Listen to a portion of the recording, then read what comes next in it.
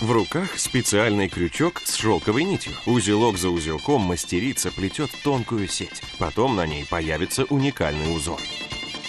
Так создают тастары, традиционные кумыкские платки. Когда-то это ремесло было чуть ли не единственным способом заработать. Продавая свои изделия, дагестанские женщины могли получать больше мужчин. Например, вот моя свекруха вот эту землю, где мы сейчас живем, вот этот дом, вот эту землю, она купила за 18 платков. Искусство плетения тастаров и сегодня передается из поколения в поколение. На один платок уходит примерно месяц, а работа очень кропотливая. Не все могут усидеть. Терпение нужно.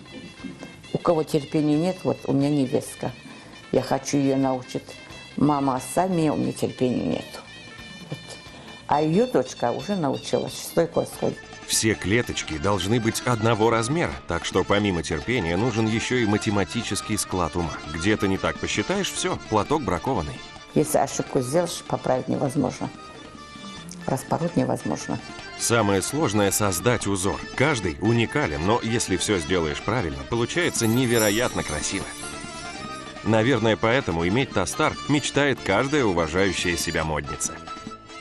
Никогда эти платки в сундуках не лежат, они передаются от бабушек к внучкам и так далее. И каждая семья, каждая взрослая женщина дарит свои платки своим внучкам. Забюв Гамзатова, кстати, уже отложила один платок. Скоро из армии придет ее внук. Тастар станет хорошим подарком для будущей невестки. Буйнамидин Курбанов, Анна Аристова, Ирина Цыганкова, Назира Алиева, Первый канал.